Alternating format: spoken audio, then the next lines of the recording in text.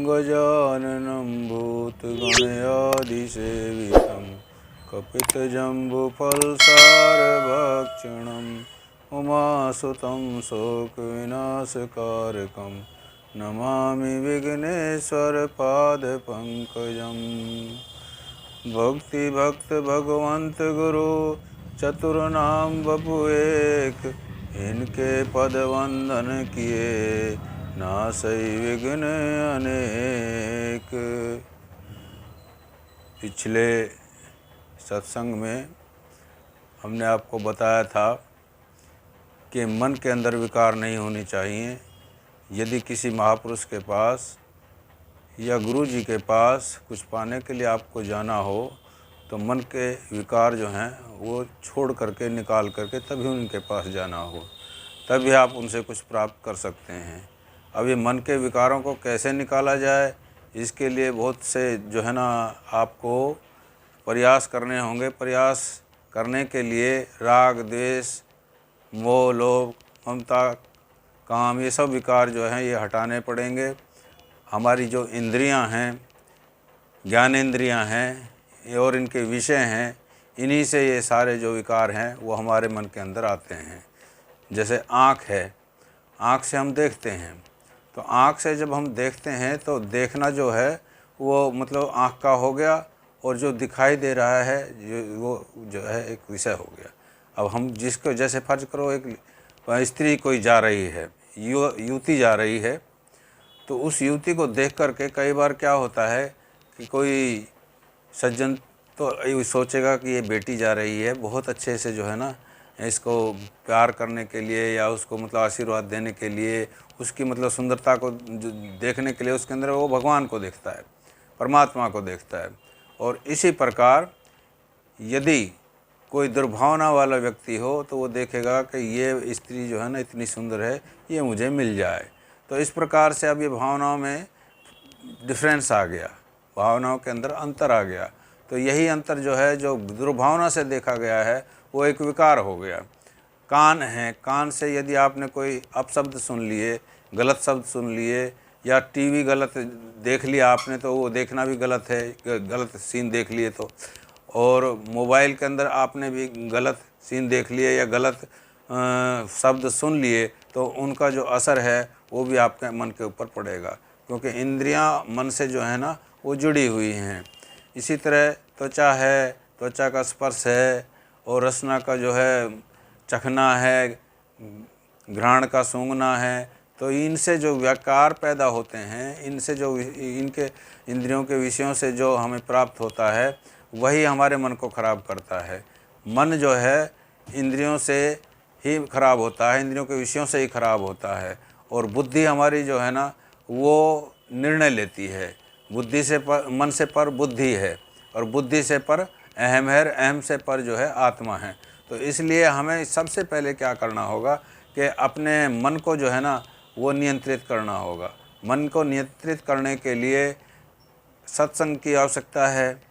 सत्संग के अलावा अच्छे अच्छे जो है ना लोगों से प्रवचन सुनने की आवश्यकता है, अच्छे सीन देखने की आवश्यकता है, अच्छी बातें सुनने की आवश्यकता है। और जहाँ भी रहो व्यवहार में अपनी जो है ना शुद्धता लाइए।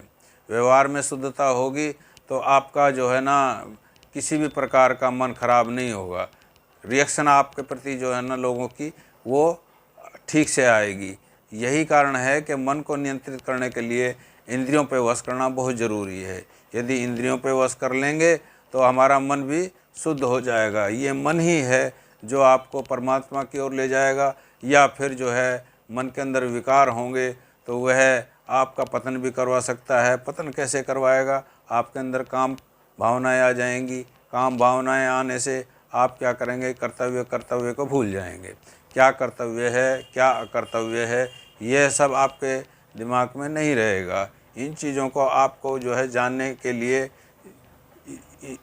इन चीज़ों को जानने के लिए आपको जो है ना बहुत सा दिमाग लगाना पड़ता है। लेकिन दिमाग होते हुए भी कई बार काम की भावना, काम की वासना ऐसी होती है कि वो जो है आपके ज्ञान को ढक लेती है। इसलिए कहीं भी देखो, कहीं भी कुछ भी हो, तो आप अपने विचारों को शुद्ध करने के लिए कहीं भी जाओ तो जहाँ भी गलत दृश्य हों उनको ना देखें, जहाँ भी गलत दृष्टांत दिए जा रहे हैं उनको ना सुने।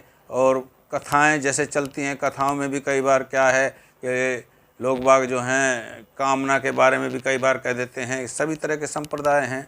अब संप्रदायों के अंदर अलग अलग से जो है ना सबके अलग अलग विचार हैं। जो जिस विचार से भाषण करता है उसी विचार से पब्लिक के अंदर, श्रोताओं के अंदर भावना पैदा हो जाती है।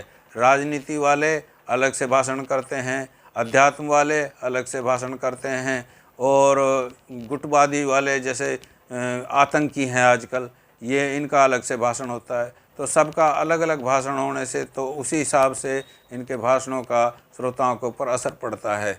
यदि हम अपने ग्रंथों को पढ़ें, शास्त्रों को पढ़ें, तो उनसे भी हमारे जो हैं विचार सही हो सकते हैं। अपने विचारों को सही करने के लिए, बिल्कुल अपने मन को स्वच्छ करने के लिए हमें शास्त्रों का ज्ञान, ग्रंथों का अध्ययन बहुत ज़रूरी है। अध्यात्म जानना बहुत ज़रूरी है। अध्यात्म होता क्या है? अपने स्वयं को जानना अध्यात्म है। यदि स्वयं को जान जाएंगे, स्वयं हम कौन हैं? स्वयं हम परमात्मा के अंश हैं, यानी हम आत्मा हैं, और आत्मा जो है परमात्मा का अंश होती है। आत्मा को जान लिया, स्वयं को जान लिया, तो फिर आप जो है ना किसी भी प्रकार से कोई राग द्वेष की भावना अपने अंदर नहीं लाएंगे। इसलिए जब भी कहीं जाओ, दुर्भावना लेके मत जाओ। महापुरुषों से कुछ पाने के लिए, गुरुओं से कुछ पाने के लिए, उनकी सत्संगत करने के लिए हमेशा अपने मन को स्वच्छ करके ही जाओ, तभी कुछ आप प्राप्त कर सकते हो। बोलिए श्री कृष्ण करुणानिधान की जय। सभी सुखी हों, सभी निरोगी, सब पर बरसे कृष्ण कृपा।